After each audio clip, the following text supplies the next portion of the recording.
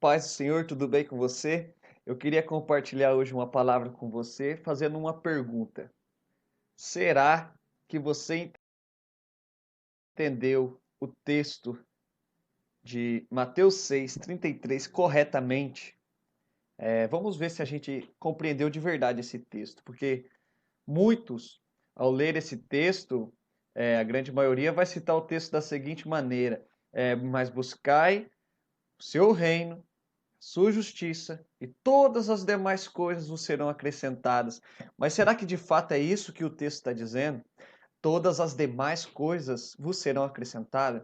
Porque essa forma não se encontra nas versões ARC, que é a revista e corrigida, na revista atualizada, na corrigida fiel, na nova Almeida atualizada, na nova versão internacional, na nova versão transformadora, na nova tradução linguagem de hoje, na tradução brasileira, na Bíblia Católica e na Bíblia de Jerusalém, em nenhuma dessas se encontram essa expressão, demais coisas.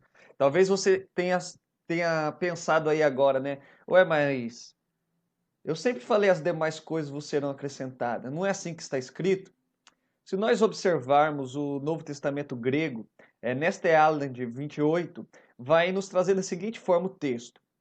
Eu não vou ler o texto todo grego porque eu não domino totalmente assim, mas essa expressão tauta, que significa, é um pronome demonstrativo, é traduzido em todas as versões citadas anteriormente como estas coisas.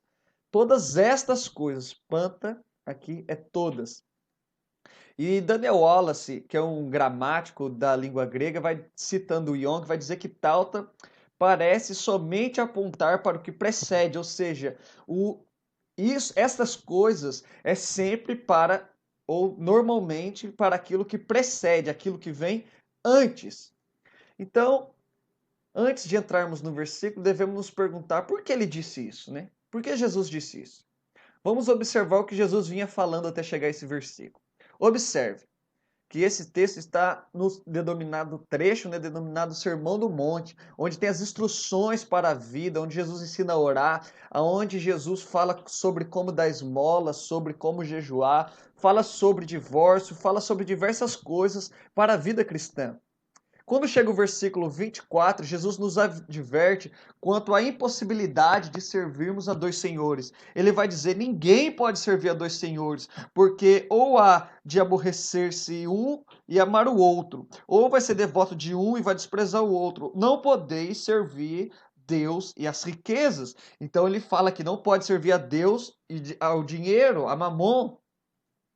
Observamos então que no versículo 25 ele fala: por isso vos digo.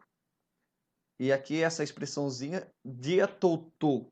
O que que isso quer dizer? Esse dia aqui significa através ou por meio de. E Daniel Wallace também, novamente eu cito ele fala que essa expressão se refere ao argumento anterior. Então ele vai dizer que o que ele vai dizer a seguir, ele está dizendo com base no que ele disse antes. Ou seja, uma instrução, ele vai dizer o quê? No versículo 25: não andeis ansioso. Por que ele fala isso? Porque ele está tendo em mente que nós servimos a Deus. Ninguém pode servir a dois senhores. Por isso vos digo, não andeis ansiosos. Então, Mateus 6, do 25 ao 34, vai nos mostrar o que são estas coisas que ele fala no versículo 33. O texto começa dizendo: por isso vos digo, não andeis ansiosos. Esse é o tema do trecho, não andeis ansiosos com a sua vida. Se você serve de fato a um Senhor, ao nosso Pai Celeste, não ande ansioso pela vossa vida. Aí vai ter algumas repetições. Por exemplo, a palavra comer, né? Repete aqui, as aves, né, não têm celeiro, contudo, o Pai Celeste as sustenta, né, as alimenta. E também no final ele pergunta por que nós dizemos que comeremos. Outra repetição é quanto ao vestir.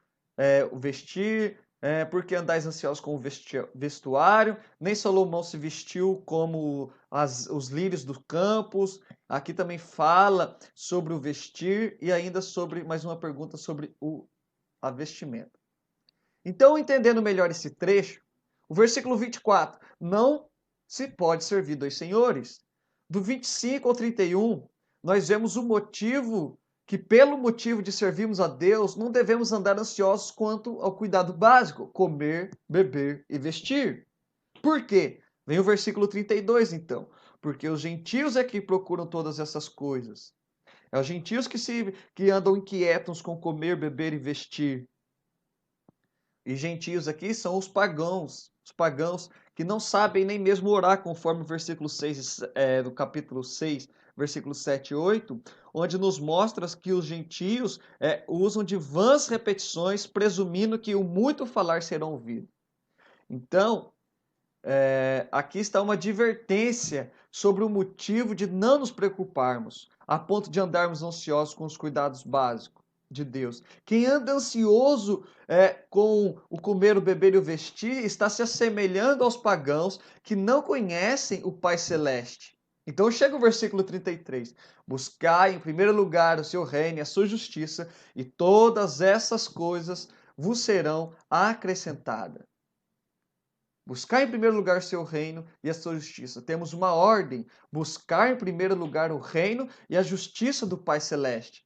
Temos então que o texto não nos diz para buscarmos algo em segundo lugar, mas ele diz que as coisas mencionadas anteriormente serão acrescentadas. O comer, o beber e o vestir serão acrescentados quando nós buscarmos em primeiro lugar o reino de Deus e a sua justiça. Então, como podemos aplicar o texto?